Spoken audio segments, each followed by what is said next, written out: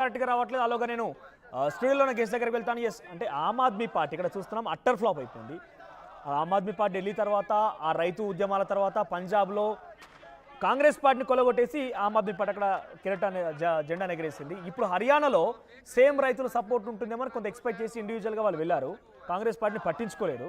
1% vote share ఉంది. 1% vote share కూడా Congress party నుంచే వాళ్ళు డైవర్ట్ చేసినట్టుగా కనబడుతోంది.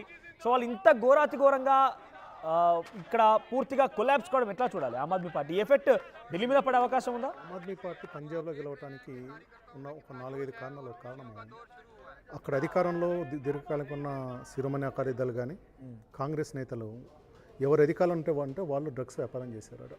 ఎవరు అధికారం అంటే వాళ్ళు డ్రగ్స్ చేస్తారు. ఇక్కడైతే ఎవరు అధికంటే వాళ్ళు మనకు మామూలుగా రోడ్డు వర్కులు ప్రాజెక్టులు చేస్తారో అక్కడ డ్రగ్స్ అనేది స్టాండర్డ్గా ఉంది. ఏ పార్టీ అధికారం అంటే ఆ పార్టీ వాడికి అది మారిపోతుంది. ఆ డ్రగ్ డీలర్ మారిపోతాడు, చేసుకుంటాడు. దాని పట్ల సాధారణమైన జనాలు విపరీతమైన వ్యతిరేకత ఉంది. అంటే పంజాబ్ సమాజం డ్రగ్స్ వల్ల చాలా ఇబ్బంది పడింది. సో పేరెంట్స్ అంతా పిల్లల గురించి ఇబ్బంది పడుతున్న పరిస్థితుల్లో ఆప్ అనే పార్టీ వాళ్ళకు ఒక ఆశాకిరణంలా కనిపించింది.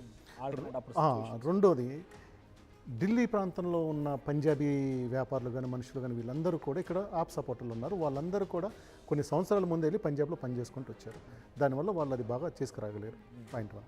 హర్యానాకు వచ్చేటప్పటికి వీళ్ళకి పక్కనే ఉన్నా కానీ వీళ్ళకు సపోర్ట్ చేసే ఒక ఏ వర్గము కూడా లేదు. వీళ్ళకి ఒక ఎజెండా లేదు హర్యానాలో ఎలాంటి అక్కడ యాంటీ డ్రగ్స్ అని ఒక ఎజెండా ఉంది, యాంటీ కరప్షన్ ఒక ఎజెండా ఉంది. ఇక్కడ వీళ్ళకి ఎజెండా లేదు.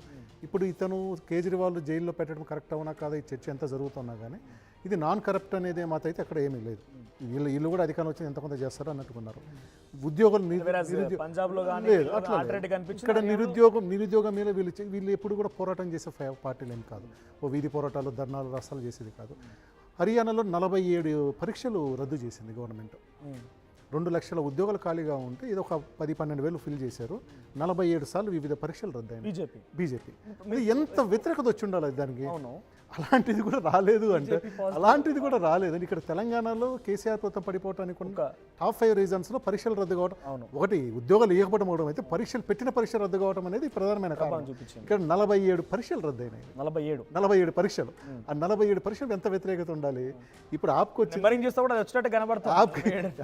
1.53% వచ్చినా నేను అనుకోకుండా 15 చోట్ల కాంగ్రెస్ దెబ్బ కొట్టారేమో అనుకుంటున్నాను. యాప్ అట్టర్ ఫ్లాప్ అయింది, కాంగ్రెస్ ఫ్లాప్ చేసిందేమో అనుకుంటున్నాను.